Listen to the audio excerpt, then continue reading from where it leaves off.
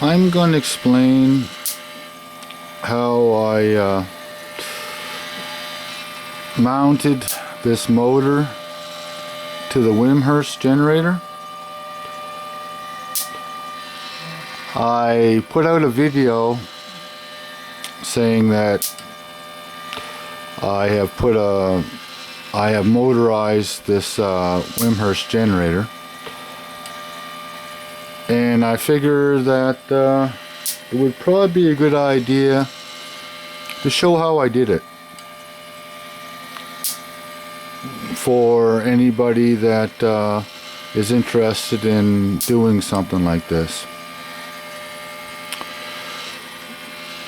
So in my other videos I explain a lot to do with stepper motor.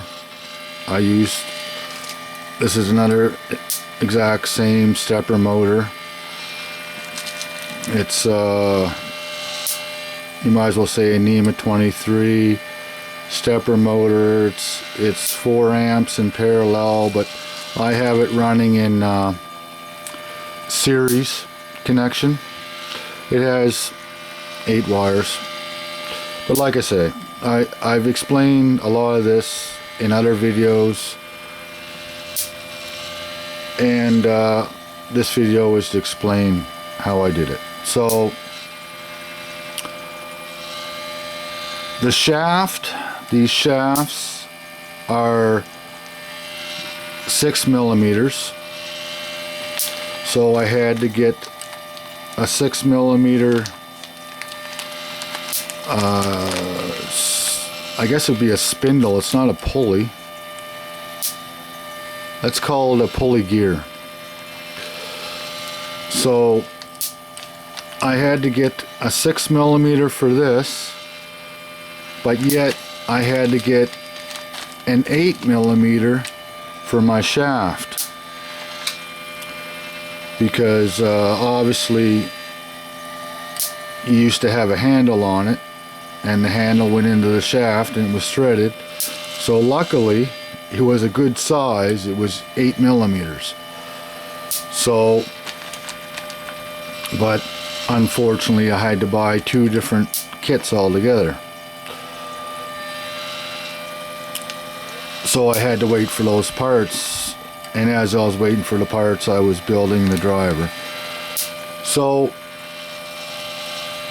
the way I have it, I have the 8 millimeter large spindle on here, which makes sense because the motor's obviously faster, so it's going to turn faster than the other gear.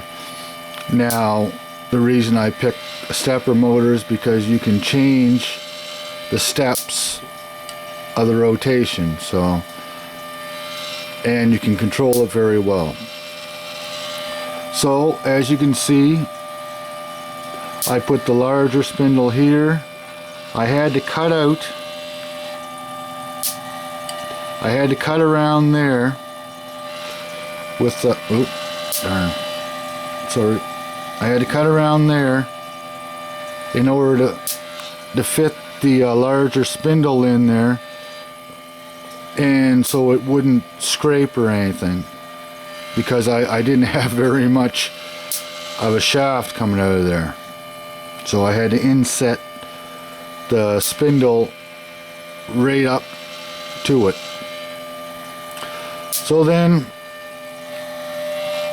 where is it? I had some of these plates. I use these in electrical. They're joiner plates for tray. If you have a 4-inch tray for running cables on. But this came from a junkyard. As you can see, it's all dirty. But when I was thinking about doing this, I knew that I was going to have to adjust the motor. So I figured this was a good way of having adjustment holes so I could pull the motor back to tighten the belt. So that's obviously what I did. Now I cut that back a little far, and probably what I'm going to do is I'm going to take this other plate, I'm going to take this all apart, and I'm going to adjust for that so I don't have such a big gap. But I'm not really worried too much about it now. It's working fine. I have an extra plate that I can use. So I have this plate here I had to notch out in order to make that fit in that location. But what I did before that is I kind of get an idea of where I want this motor to be, and actually it's pulled back a little bit due to me tightening the belt and tightening the belt and tightening it up. So unfortunately it's off a little bit, but it's not hurting it because it's got pretty big grooves there. It's working quite well. So yeah, I put these vertical pieces on. I had some vertical or L-shaped aluminum, and actually it was Z-shaped, but so I had to cut it off. But that's holding it quite well. I'm very impressed. Where there was a lip here, I had to put a couple washers here. I don't know why it's not focusing. But anyhow, I had to put a couple washers right there in order to bring the motor up so it would sit on that and sit on the washers and sit horizontal. So, believe it or not, after I kind of looked at it and decided to build this, it only really took about an hour to cut, because I just had to cut that out and mount these, and then find out where I had to drill the holes and mount the motor to this base here, the verticals. And then after I did that, just had to figure out exactly where I need to drill the holes in the base of the Wimshurst to put the bolts. So, like I say, I think maybe a total of an hour, I'll say maybe an hour and a half, and I was able to put this together, which is pretty good. But I'm hoping that by showing people what I've done, that maybe they would get some ideas of on how they would like to motorize their Wimshurst.